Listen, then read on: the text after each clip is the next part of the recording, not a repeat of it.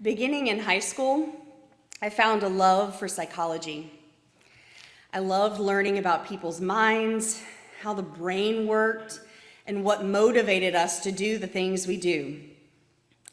It also helped me add some fantastic words to my word collection, like amygdala, hippocampus, medulla oblongata. Being adopted, I also appreciated the discussions and studies about nature versus nurture. And another concept that fascinated me from the get-go was Maslow's hierarchy of needs. This triangular diagram shows that how at our base level, we need to feel safe and have our basic needs met. As we move up the triangle, our needs move from being concrete things like food and shelter to needs for connections and relationships. The further up we go, the more amorphous our needs become. Maslow proposes that in these higher levels, we need things like self-esteem, respect, confidence.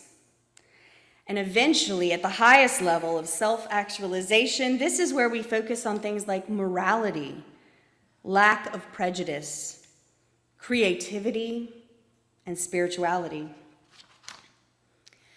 When I became a parent, a phrase I heard often was, "The days are long, but the years are short." For me, this means that most days pass quickly and are full of tasks. Getting Emma to school on time, making sure I get my work done, figuring out with Dan what we're gonna have for dinner, and seriously, having to figure that out every day feels excessive.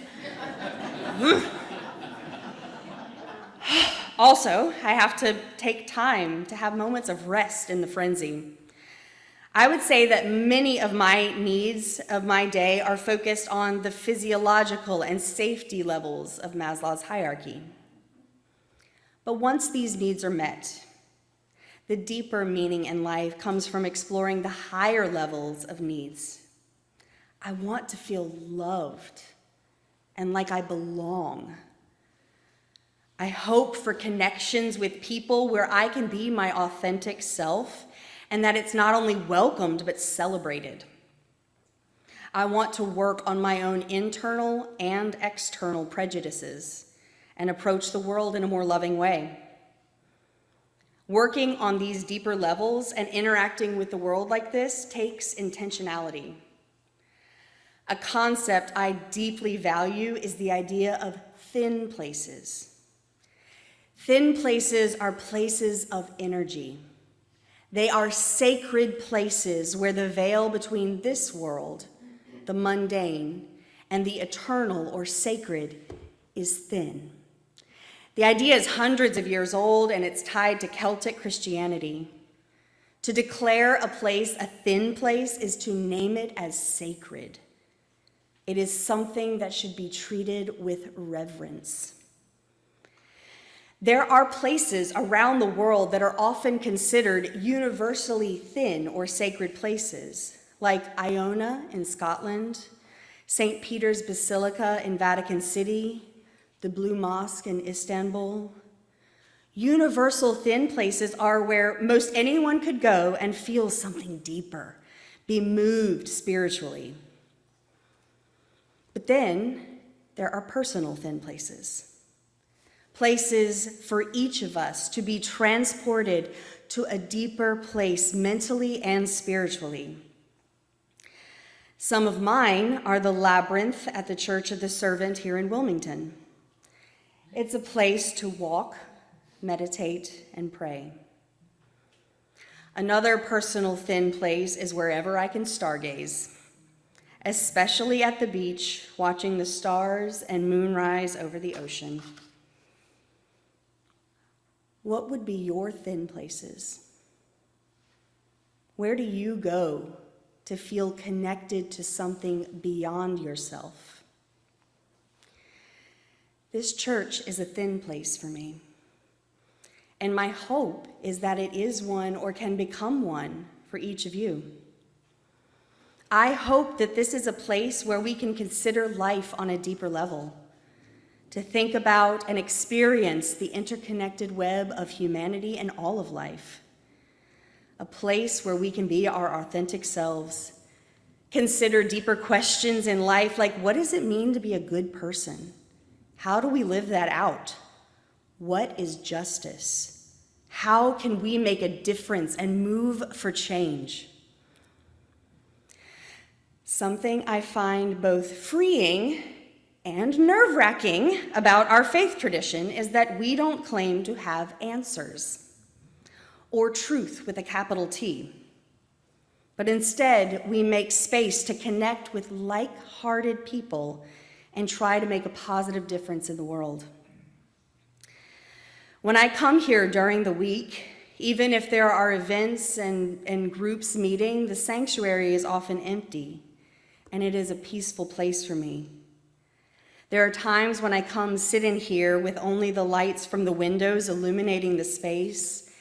It's quiet and lovely. And on Sundays, there's an amazing bustle that warms my extroverted heart, especially today.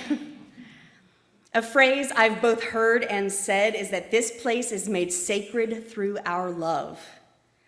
I don't want that phrase to become so rote that it loses its meaning, because there is a palpable difference between this room when I'm in solitude and when it's brimming with smiles and hugs and check-ins and connections and music and love, and both are sacred.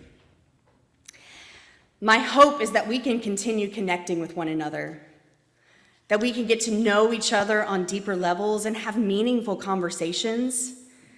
I hope we will find people with whom we can be vulnerable. People who will ask questions about what we believe and help us develop our own answers to life's interesting and challenging ideas. I hope this church can sustain us spiritually and emotionally, both as a physical place to go and as a connection to the people here. And for it to sustain us, we have to sustain it. That's why we have our pledge drive. Pledge drive. I don't know if any of y'all have seen Finding Nemo 20 years ago movie, but they go, shark bait, ooh, ah, ah. And so in my head I've been going, pledge drive, So, pledge drive. We have our pledge drive so that this faith community can continue its work of being a spiritual haven, as well as being a home base for all of us as we do the work of promoting justice and equity in the community and world at large. Our generous life team has asked us to consider what it would take not only to meet our basic needs, to survive, but to work for our higher aspirations and thrive and soar into a future where our progressive ideals can continue to grow. Imagine what we could do with a thriving mentality. Imagine how we could grow. Imagine how we could deepen. Imagine how we could make a difference. Imagine. May it be so. Amen and blessed be. You guys are silly.